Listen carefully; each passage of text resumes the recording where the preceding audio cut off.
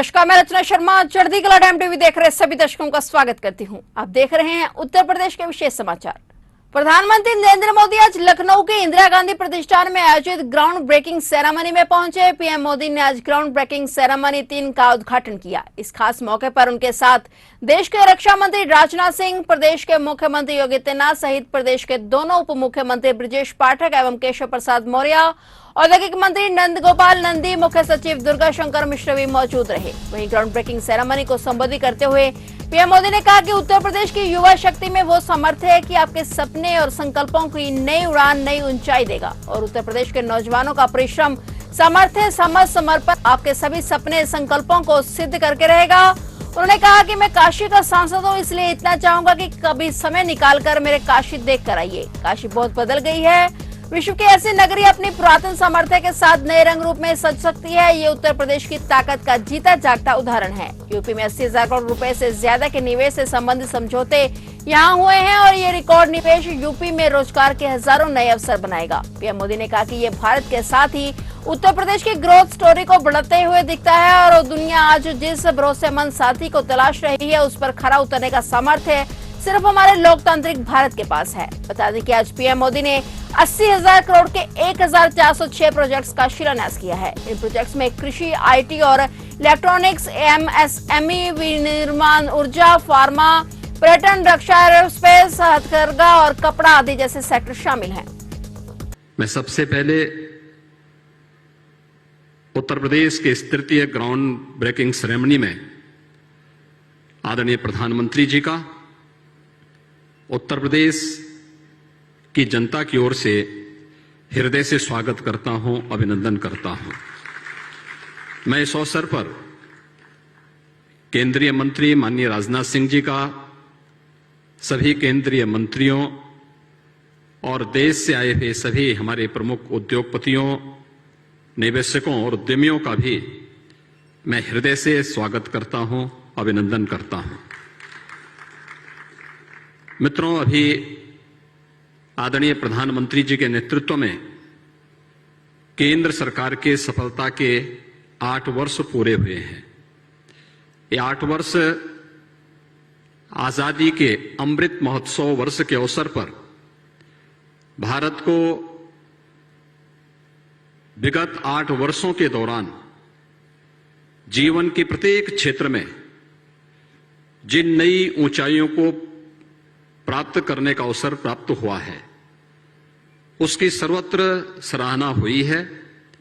मैं इस अवसर पर आदरणीय प्रधानमंत्री जी को 8 वर्ष के देश के एक यशस्वी नेतृत्वकर्ता के रूप में सफलतापूर्वक इन 8 वर्षों की हृदय से बधाई देते हुए उनका इस अवसर पर हृदय से अभिनंदन करता हूं, स्वागत करता हूं। फरवरी 2018 में आदरणीय प्रधानमंत्री जी ने उत्तर प्रदेश के पहले इन्वेस्टर समिट का उद्घाटन इसी लखनऊ में किया था।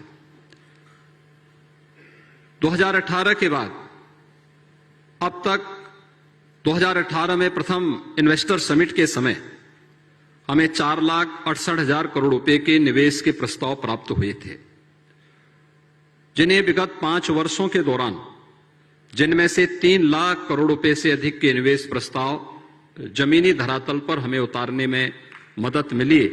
और आज कोरोना कालखंड के दौरान भी प्रधानमंत्री जी के मार्गदर्शन में, उनकी प्रेरणा से जीवन और जीविका को बचाने के साथ ही प्रदेश के अंदर निवेश प्रस्तावों को भी सफलतापूर्वक लागू करने के जिस अभियान को राज्य सरकार ने आगे बढ़ाया था, उसका परिणाम था कि उत्तर प्रदेश में इस दौरान लगभग 66,000 करोड़ रुपए के निवेश के प्रस्ताव हमें प्राप्त हुए थे, जिन्हें हम लोगों ने पूरी मजबूती के साथ जमीनी धरातल पर उतारने में सफलता भी प्राप्त की।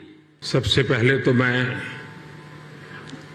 उत्तर प्रदेश के सांसद के नाते, काशी के सांसद के नाते निवेशकों का स्वागत करता हूं और निवेशकों का मैं इसलिए धन्यवाद करता हूं कि उन्होंने उत्तर प्रदेश की युवा शक्ति पे भरोसा किया है। उत्तर प्रदेश की युवा शक्ति में वो सामर्थ्य है कि आपके सपनों और संकल्पों को नई उड़ान, नई ऊंचाई देने का सामर्थ्य उत्तर प्रदेश के नौजवानों में है।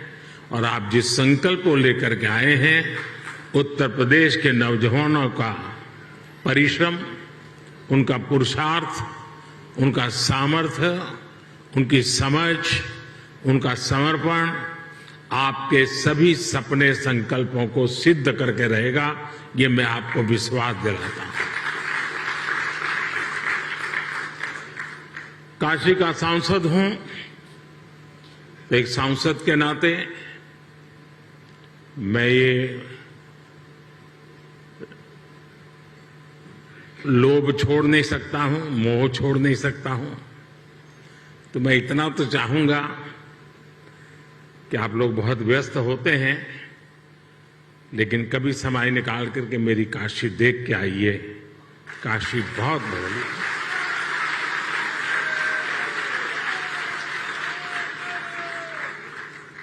काशी बहुत बदल गई है। विश्व की ऐसी नगरी अपनी पुरातन सामर्थ्य के साथ नए रंग रूप में सज सकती हैं, ये उत्तर प्रदेश की ताकत का जीता जागता उदाहरण है। साथियों, यूपी में 80,000 करोड़ रुपए से ज्यादा के निवेश से संबंधित समझौते यहां हुए हैं।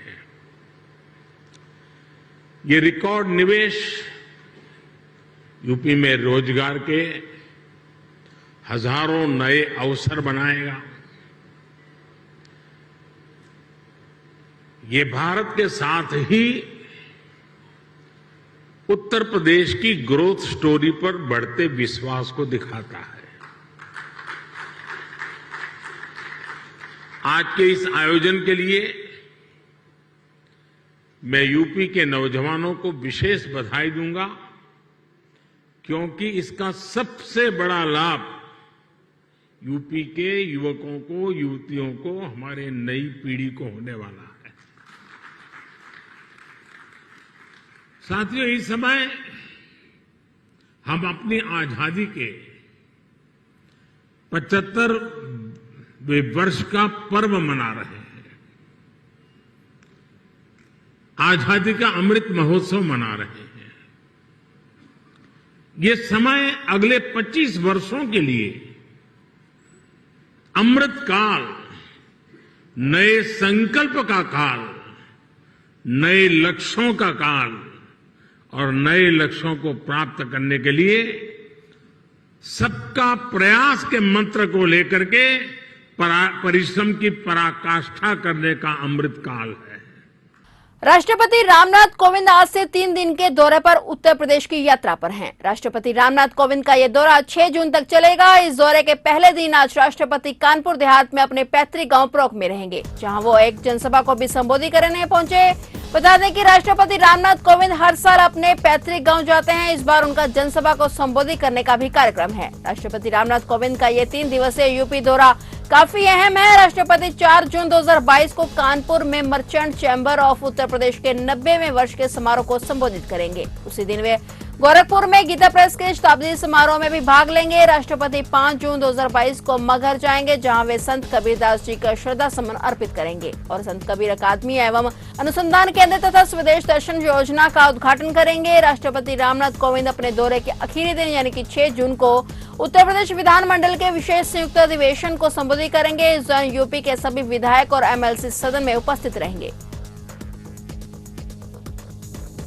ज्ञानवापी सर्वे रिपोर्ट में मिले शिवलिंग को लेकर काशी के सुभाष भवन में धर्म परिषद का आयोजन किया गया। इस धर्म परिषद में कई मठ के मठाधीश, साधु संत, सामाजिक कार्यकर्ता और इतिहासकारों ने हिस्सा लिया। इस बैठक में संतों ने 22 प्रस्तावों पर मोहर लगाई है। स्वामी बालक दास महाराज ने बताया कि ज्ञानवापी में मिले शिवलिंग को लेकर धर्म संसद का आयोजन किया गया है। ज्ञानवापी परिसर में मिले शिवलिंग के दर्शन की मांग की गई है। उन्होंने कहा कि दुनिया के सभी मुस्लिम धर्म गुरुओं को चिट्ठी लिखी गई है कि क्या उनके धर्म में किसी मंदिर को तोड़कर मस्जिद बनाने का कोई प्रावधान है।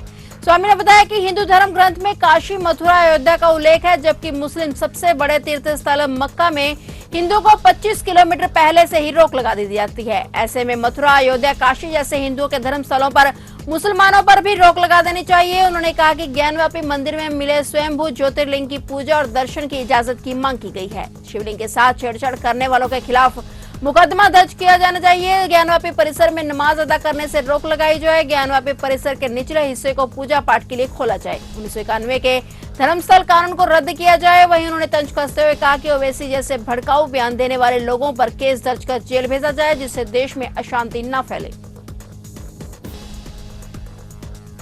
यूपी के गोरखपुर में भीषण सड़क हादसा होने का मामला सामने आया है, जहां तेज रफ्तार डंपर ने पिकअप में टक्कर मारने के बाद 5 मजदूरों को रौंद दिया। इस हादसे में हरदोई व सिद्धार्थनगर जिले के रहने वाले 3 मजदूरों की मौके पर ही मौत हो गई। गंभीर रूप से घायल 2 लोगों को मेडिकल कॉलेज में उपचार के लिए भेजा गया है। इस हादसे पर सीएम योगी ने भी दुख जताया है। साथ ही सीएम योगी ने हादसे में मरने वालों के परिजनों को 2-2 लाख रुपए और घायलों को 50-50 हजार रुपए की आर्थिक मदद देने की घोषणा की है।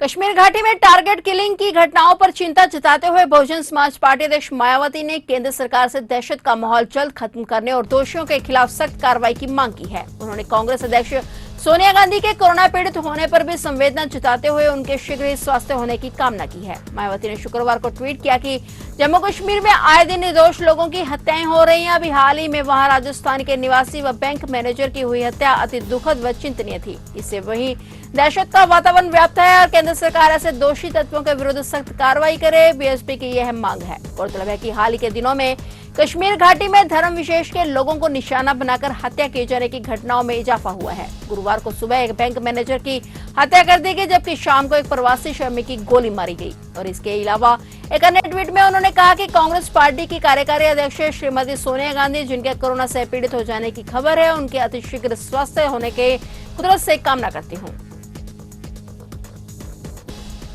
फिलहाल उत्तर प्रदेश के विशेष समाचारों में इतना ही और नए समाचारों के साथ फिर से हाजिर होंगे। तब तक के लिए देखते रहिए चढ़ती कला टाइम टीवी।